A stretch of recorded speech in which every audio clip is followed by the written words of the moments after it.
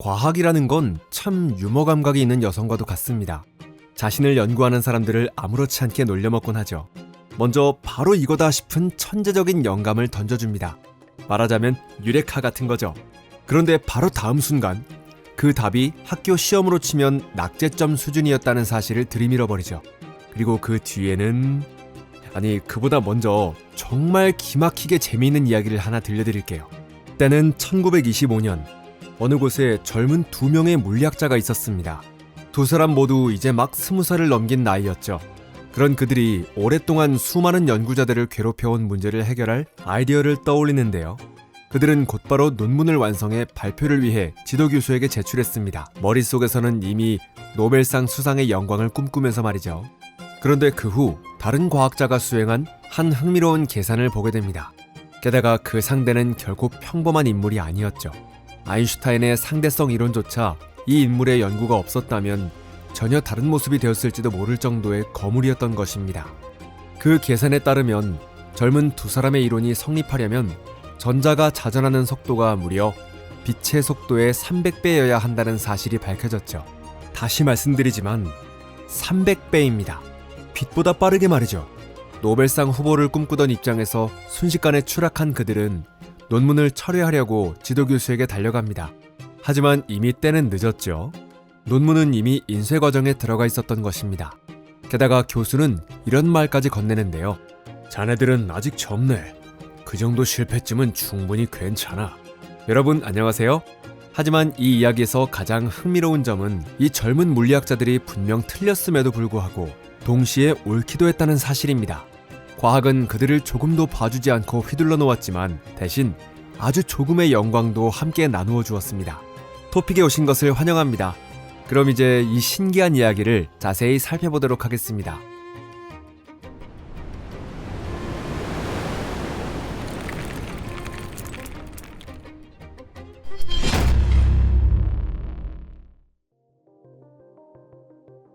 라이덴의 두 사람과 튜빙겐의 한 사람.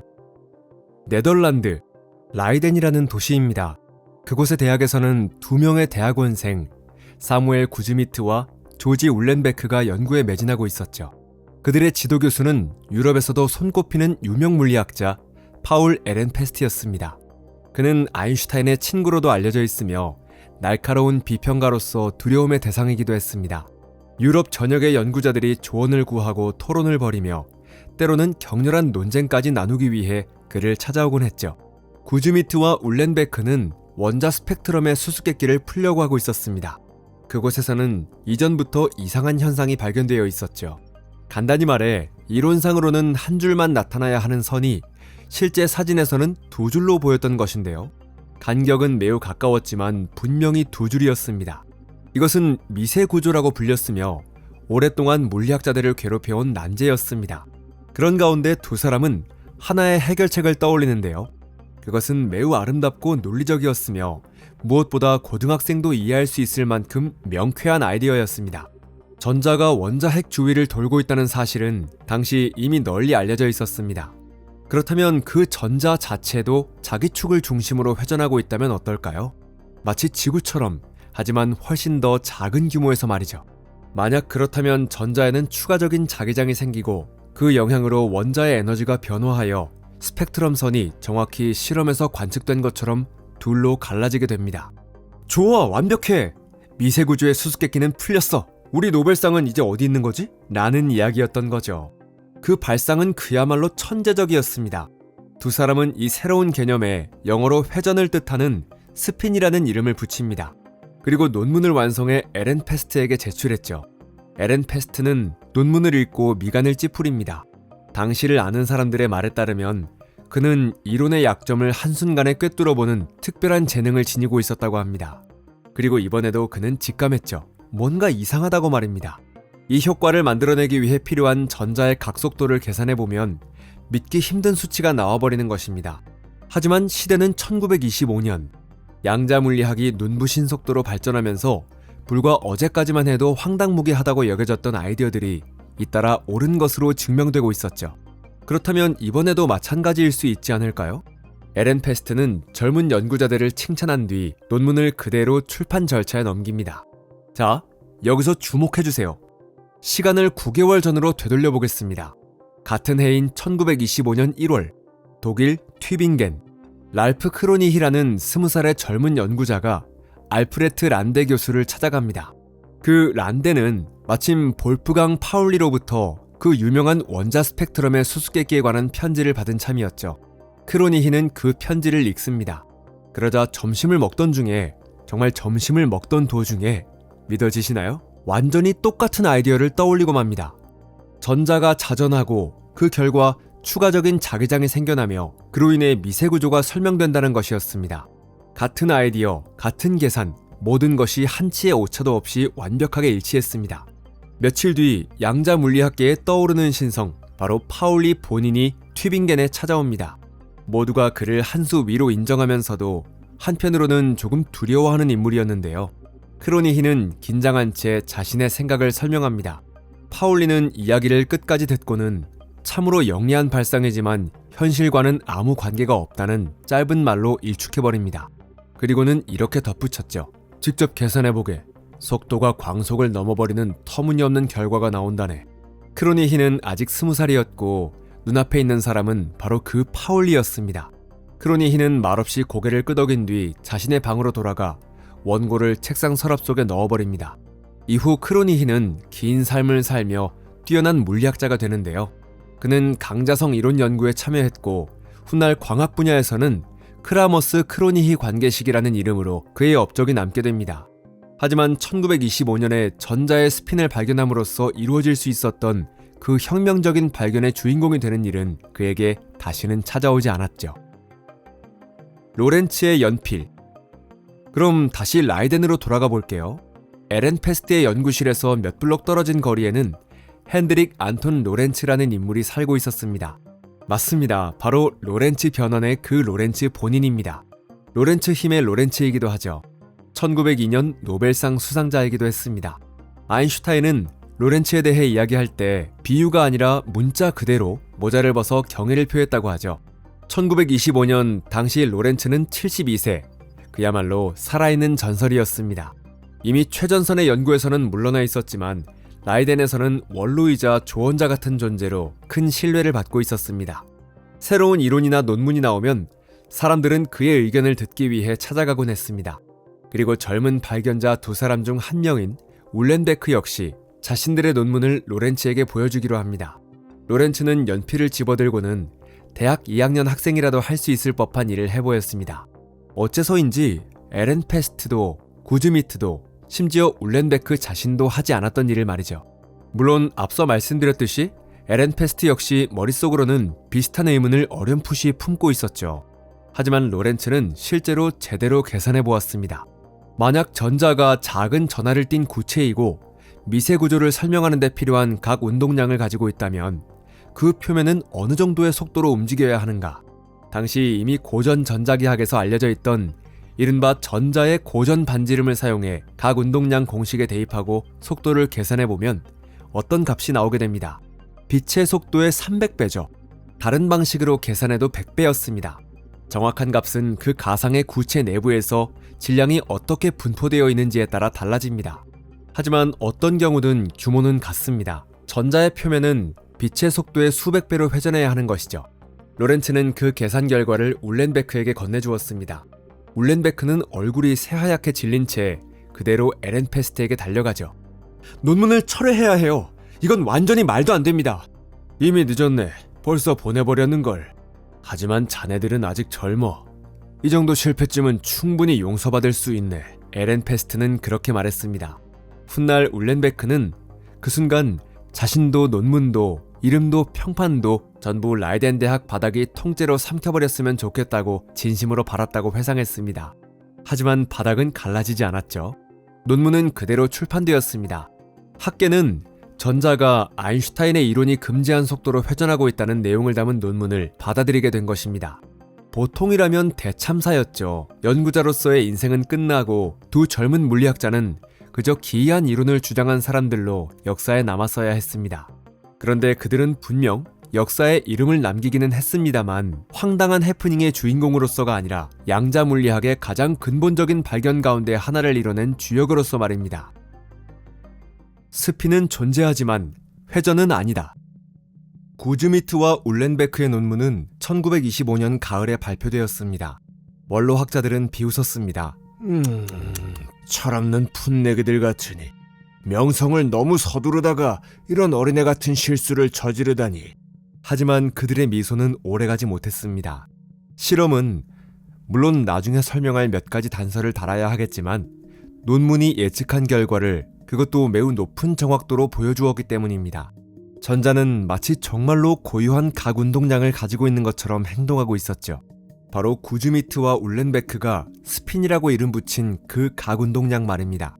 전자 주변에는 자기장이 존재했고 스펙트럼 선의 분열도 일어났으며 모델이 예측한 현상은 모두 실제로 관측되었습니다. 그렇다면 이 모델은 옳았던 걸까요? 아닙니다. 왜냐하면 전자는 이 모든 사실에도 불구하고 실제로는 회전하고 있지 않았기 때문입니다.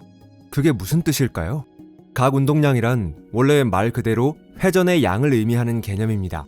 어떤 물체가 각 운동량을 가지고 있다면 그것은 회전하고 있다는 뜻입니다. 이를 부정하는 것은 마치 행성은 공전 속도를 가지고 있지만 움직이지 않는다라고 말하는 것과 다를 바 없죠. 완전히 말이 안 되는 이야기죠. 하지만 그런 터무니없는 이야기를 현실로 만드는 것이 바로 양자역학입니다. 분명 전자에게는 각 운동량이 있습니다. 하지만 우리가 보통 떠올리는 의미에서의 회전은 하고 있지 않습니다. 물리학자들이 이 서로 모순되는 두 가지 사실을 어떻게 양립시켜야 하는지 이해하는 데에는 3년이라는 시간이 필요했습니다. 이해했다고는 해도 사실은 스핀이 회전이 아니라 질량만큼이나 근본적이고 전하만큼이나 떼어놓을 수 없는 전자 고유의 독립적인 성질이라고 받아들일 수밖에 없었던 것이지만요. 스핀이라는 이름은 1925년 당시 물리학자들이 이건 회전이다라고 굳게 믿고 있었기 때문에 역사적인 꼬리표로 남아버린 것뿐입니다. 실제로는 회전이 아니라는 사실이 밝혀졌을 때는 이미 이름을 바꾸기에는 너무 늦어버렸죠.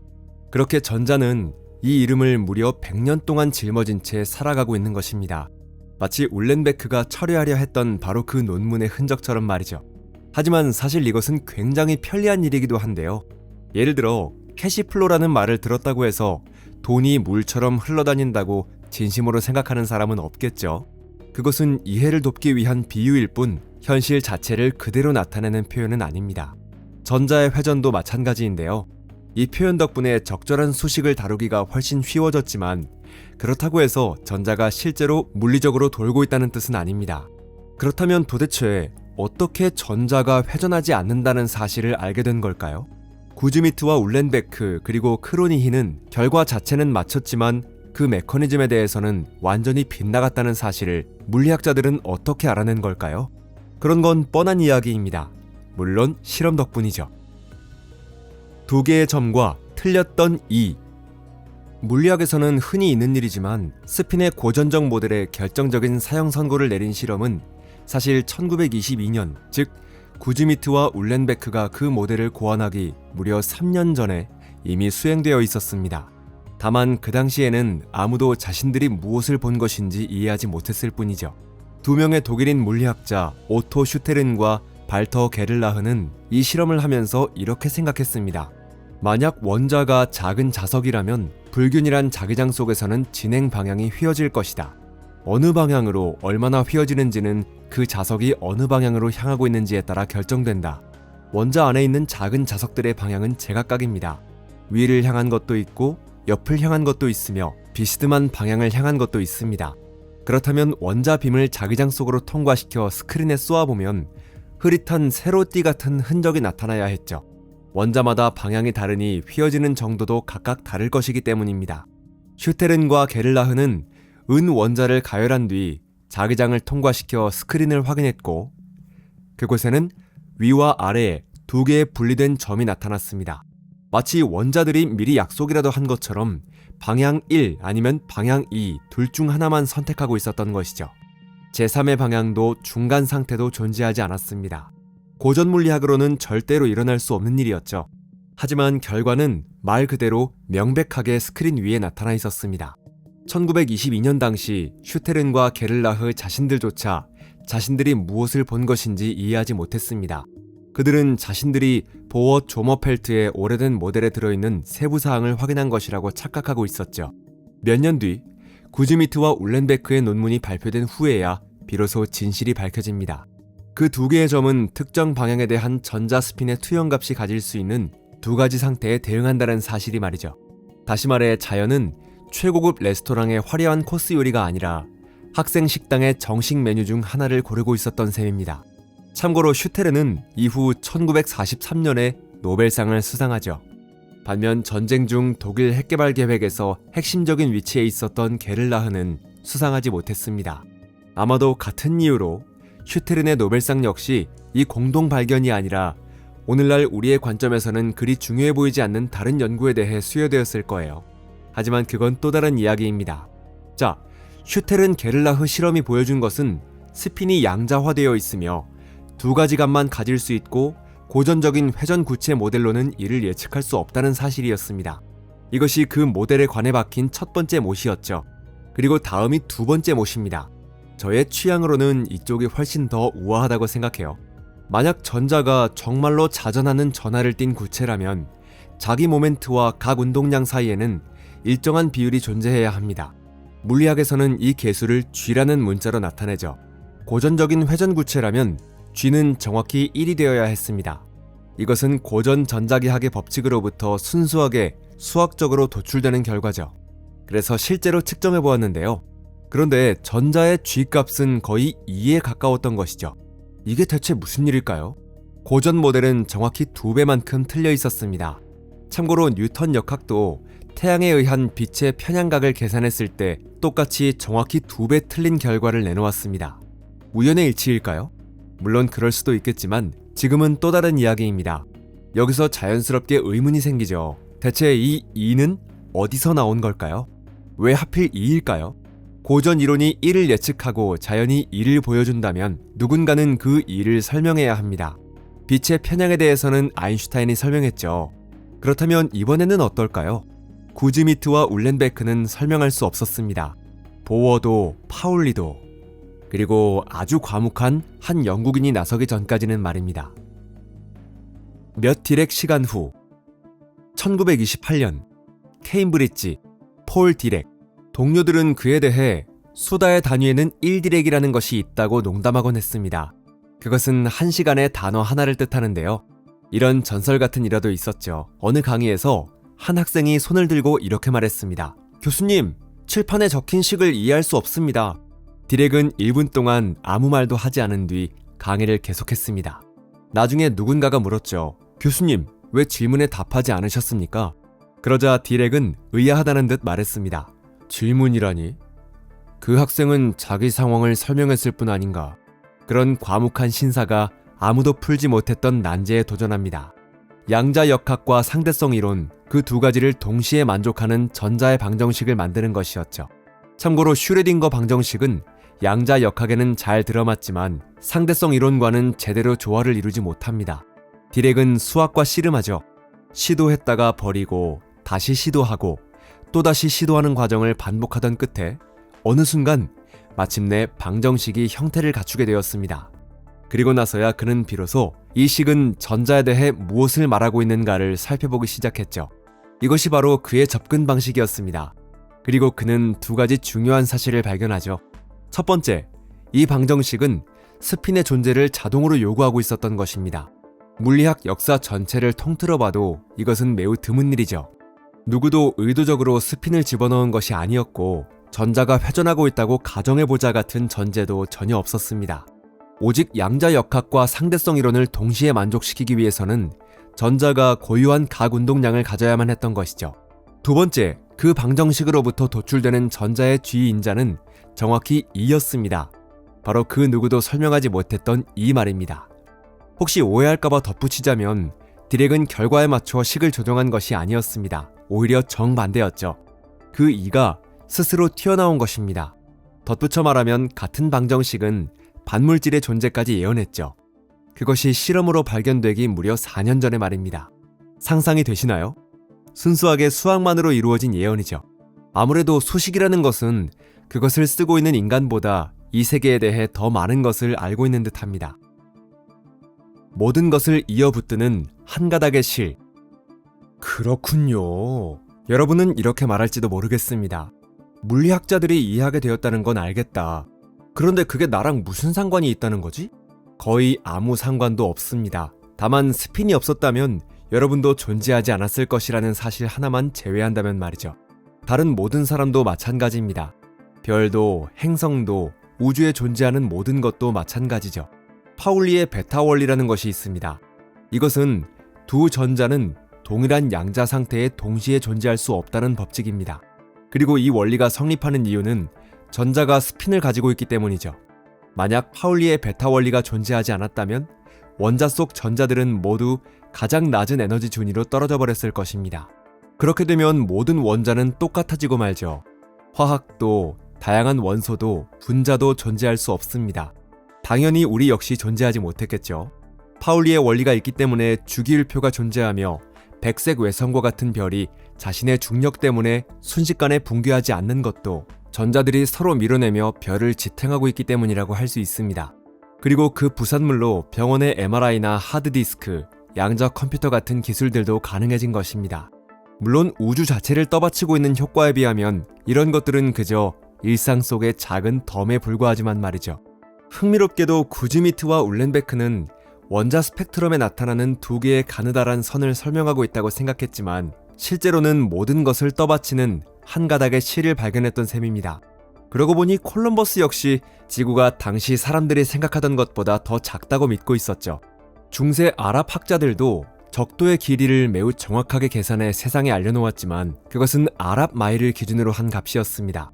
그런데 콜럼버스는 그 수치를 더 짧은 이탈리아 마일로 환산해버렸죠. 그 단위 환산 실수 때문에 그의 머릿속에서는 지구가 무려 25%나 줄어들어 버렸던 것입니다. 그래서 그는 서쪽으로 몇 주만 항해하면 인도에 도착할 수 있다고 굳게 믿었죠. 그리고 바로 그 착각이 아메리카 대륙의 발견으로 이어졌습니다. 연금술사들 역시 납을 금으로 바꿀 수 있다고 진심으로 믿고 있었습니다. 그 탐구 과정에서 화학 실험기구가 발명되었고 실험실 문화가 탄생했으며 강력한 산들이 발견되었습니다. 그뿐인가요? 1669년에 현자의 돌을 소변으로 만들어 보려다가 인을 발견한 헤니히 브란트의 이야기는 정말 최고 아닙니까? 그리고 사무엘 구즈미트와 조지 울렌베크는 전자가 회전하고 있다고 믿었고 그 결과 스핀을 발견했습니다. 그래서 제가 무슨 말을 하고 싶은 걸까요? 틀리더라도 움직이는 것이 아무것도 하지 않는 것보다 훨씬 낫다는 것입니다. 우주는 이성적인 대담함에 반드시 보답해줍니다. 이것을 인생의 암묵적인 규칙 중 하나라고 생각해보세요. 이 영상이 마음에 드셨다면 좋아요를 눌러주시고 친구들에게도 공유해주세요. 시청해주셔서 감사합니다. 그럼 다음에 또 뵙겠습니다. 안녕히 계세요.